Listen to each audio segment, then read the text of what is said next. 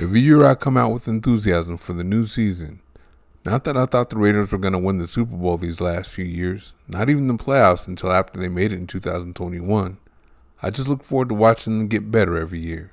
One thing you have to give former head coach Jon Gruden credit for is they did get better every year under him. I try not to think about how the Raiders would be doing if none of that stuff happened with Gruden and former receiver Henry Ruggs. It'll drive you crazy.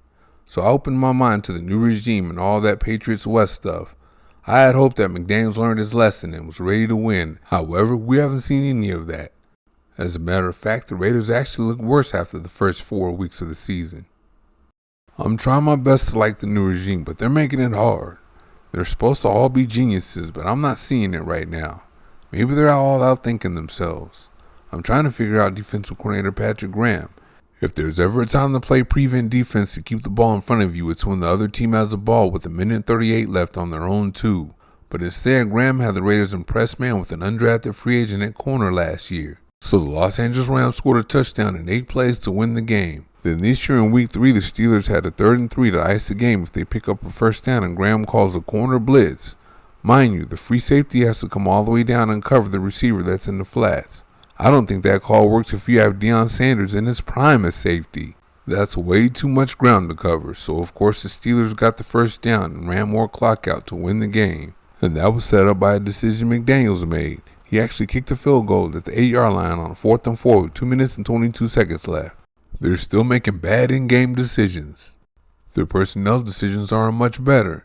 Bringing their guys in from their time in New England is still affecting the team for the worse.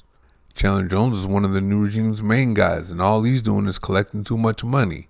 Thank goodness he's not occupying a roster spot anymore, and I really hope the Raiders can void that contract for the sake of the salary cap the next few years. $15 million a year is a lot to give someone that isn't doing anything for you at all. The new regime should have known something like this could happen, though. When they were with him in New England, he showed up at the police station with no shirt on, high on that fake bud. His production last year wasn't worth it either. He had a 3-sack game against the Chargers and still finished the season with only 4.5 sacks. Of course, there was the highlight where he intercepted a lateral and ran it for a touchdown to beat the New England Patriots, but he didn't have enough moments like that. At 33, what were we to expect? I actually liked the signing until I saw the money. Now this has to be the worst free agent signing of the 2022 offseason. The Raider offensive line isn't run blocking well at all. Many are trying to use running back Josh Jacobs' holdout as an excuse for the running game being poor. However, his yards per carry average isn't even a yard more than his yards per carry after contact average. That's horrible. The average offensive line gets their running back 2 yards per carry before contact. Of course, the more yards per carry you get your running back before contact, the more they can get after contact because they have more of a running start. Oh, he's not missing holes either. There haven't been any. Some are asking how the offensive line could be so bad this year after being so good last year. The truth is they were better last year, but they weren't that good then. Jacobs made 3.4 of his 4.9 yards per carry after contact. That's 1.5 yards before contact. Remember, 2 is the average. They added a good offensive lineman in guard Greg Van Roten, and they're still worse. That's because they're still weak in the middle. It would help if the Raiders replaced left guard Dylan Parham with 6'4", 330-pound behemoth Jermaine Illuminor, but they have him out of place at right tackle. Yeah, speaking of him, he's a big part of the reason why the Raiders don't pass block very well. There are those that thought the Raiders were good at pass blocking last year, but that wasn't the case. Pro Football Focus had the Raiders rated at number 27 in the NFL in pass blocking efficiency. I don't know what they are currently, but I'm telling you right now they look worse. Illuminor was good last year, only giving up 3 sacks because he didn't really see that many great edge rushers or guys with exceptional speed or length on the edge. Then he started the season with nothing special coming at him off the edge for the first 2 games, and Pro Football Focus acknowledged him for not allowing him pressure. Then in back-to-back games against good edge rushers, we saw what I saw last year. He plays poorly against good edge rushers. He gave up 2 sacks and 4 pressures to T.J. Watt of the Pittsburgh Steelers in Week 3 and 3 sacks and 7 pressures to Khalil Mack in Week 4. I'm not even going to include the penalties. I get it that you'll give up sacks to good players at times. Colt Miller gave up a sack in each of his last 2 games, but Illuminor didn't even give those guys a battle. As you guys know, I've been speaking up for interior defensive lineman Jerry Tillery. He came in and woke up the Raiders' pass rush last year.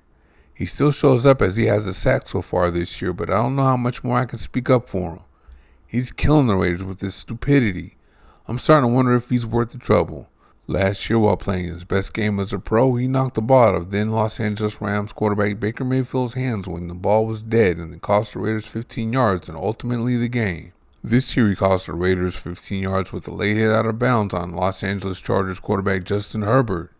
It wasn't as damaging as last year's penalty, but still stupid.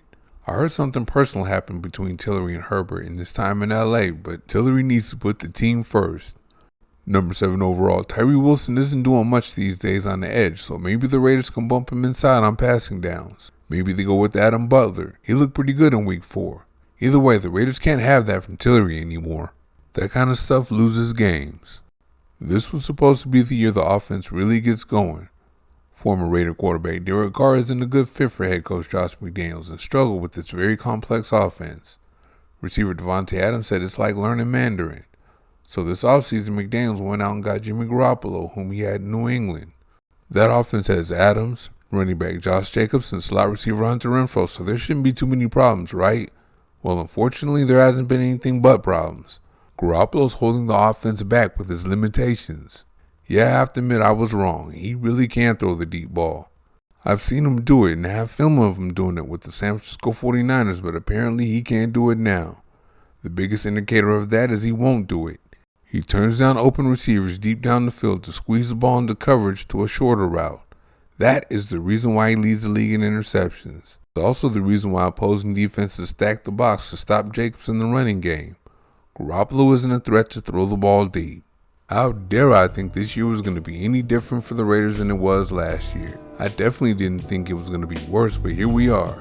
The coaches are still making their bad in-game decisions, and the move for Jones looks worse after looking bad last year. The offensive line got worse after adding a player that's much better than the guy he replaced. I guess they thought they can coach him up and make them better. Oh yeah, I'm done with that same old dumb crap from Tillery too. Hey, weren't the Raiders supposed to be better at quarterback this year too? Garoppolo knows McDaniels, his offense and everything, but somehow the Raiders got worse as they're handicapped by the position now. May the force be with them. Thank you for watching. See you next time.